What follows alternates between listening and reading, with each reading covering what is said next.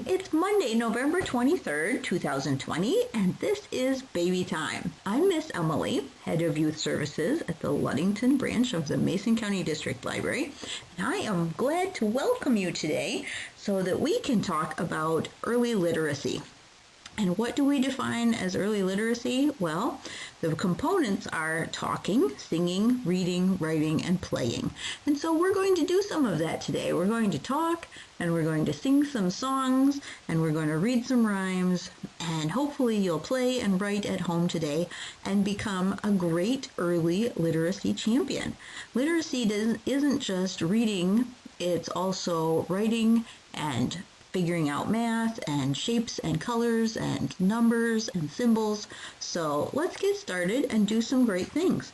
I think we're going to have a sunny Monday morning. We'll hope for the best.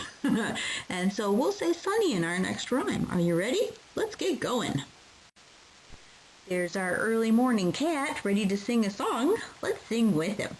Come along and sing with me, sing with me, sing with me. Come along and sing with me on a sunny Monday. Come along and clap with me, clap with me, clap with me. Come along and clap with me on a sunny Monday. Come along and roll with me, roll with me, roll with me. Come along and roll with me on a sunny Monday.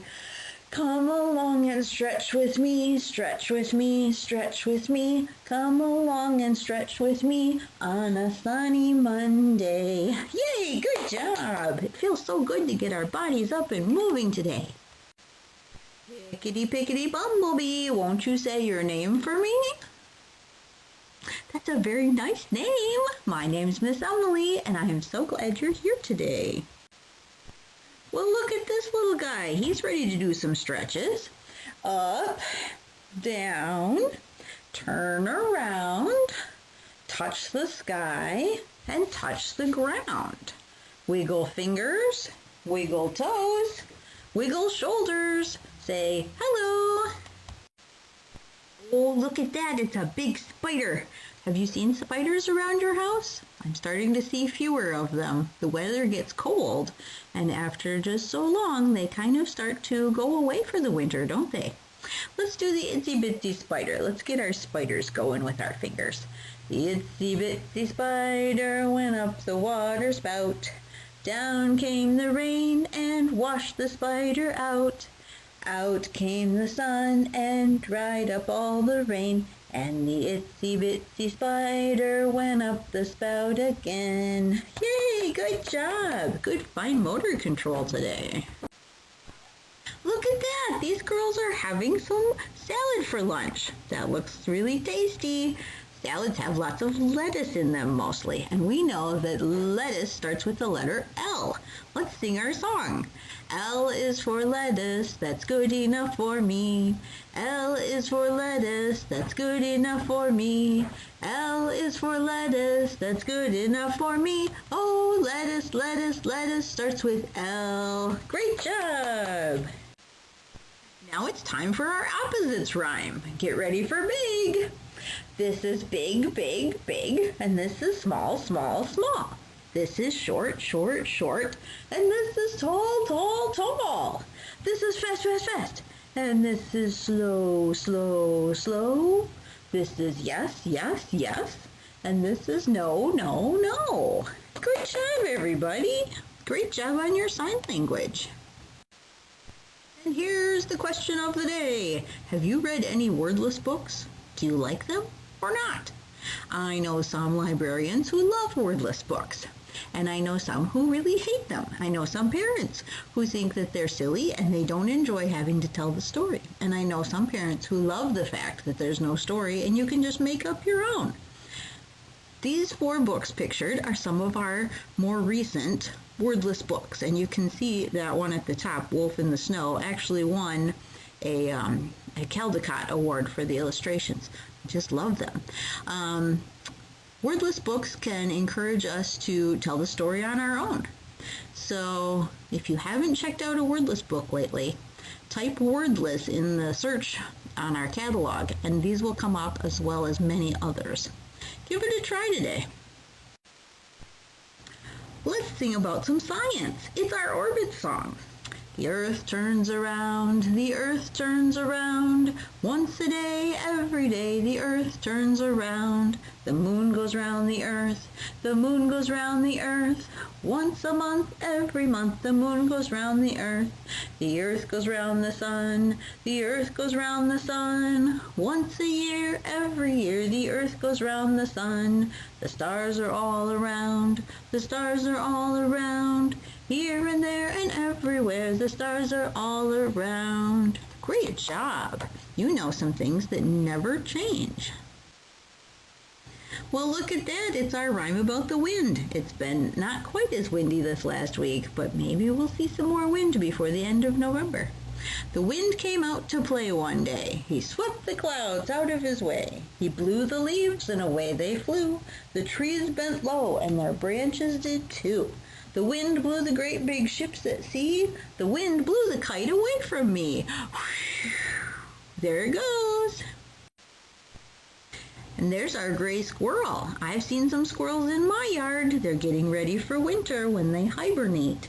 They're getting a whole bunch of good nuts in their cheeks and taking them to their homes in the trees.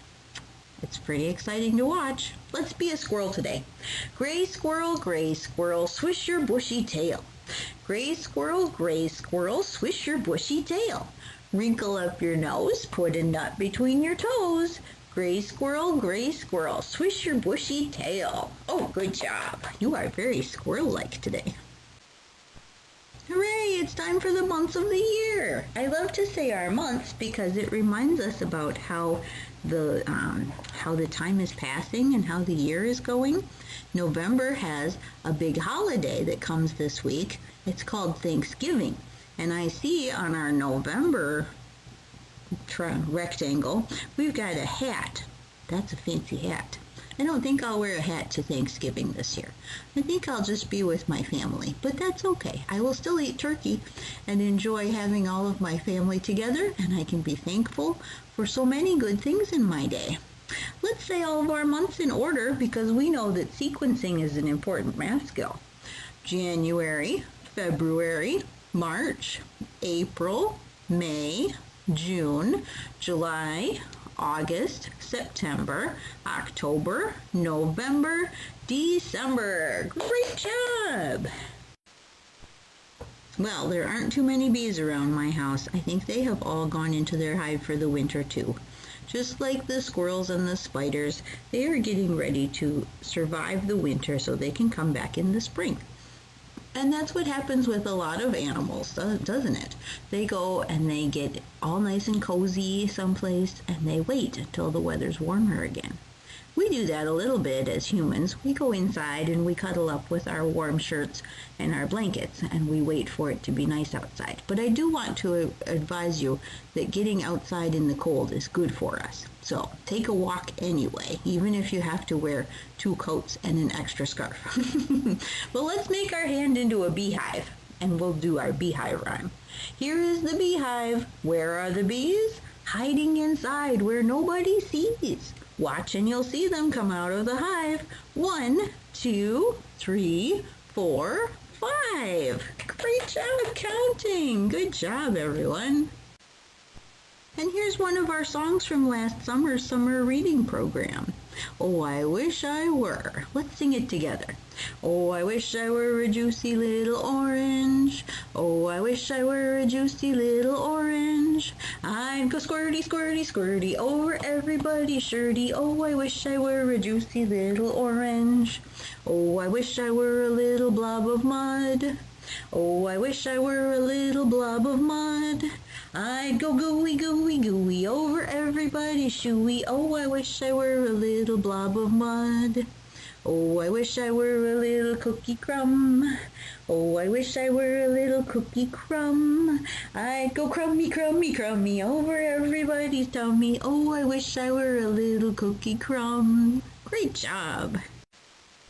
Now it's time for parent encouragement. Here's a quote that I ran across lately.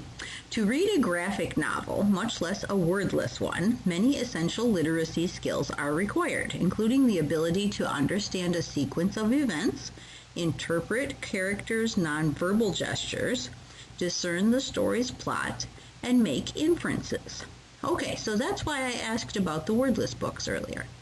Graphic novels and wordless books can be kind of lumped together in library terms because they have a lot less description of the action and a lot more is being inferred by your child just by looking at the pictures.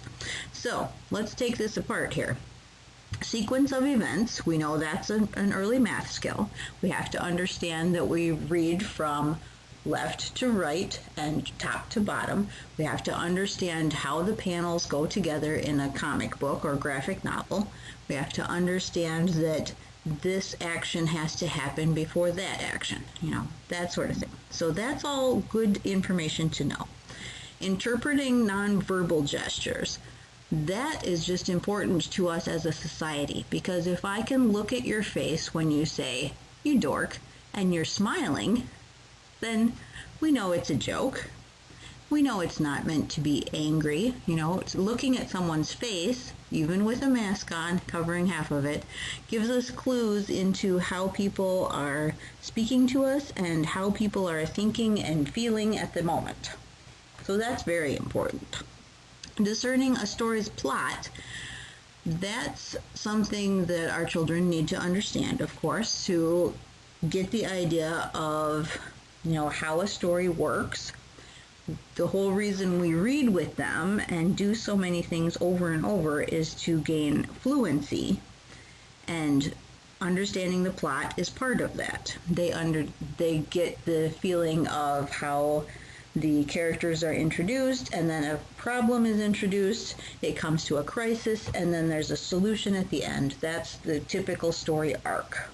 So that's an important thing to figure out. And also knowing what's happening in the story. If you've ever had a child who wanted to read a chapter book and they're too young to read a chapter book, so you're reading it with them and maybe a chapter a night, and you get to something that's very exciting happening and you say, "Oh my goodness, what's going to happen next?"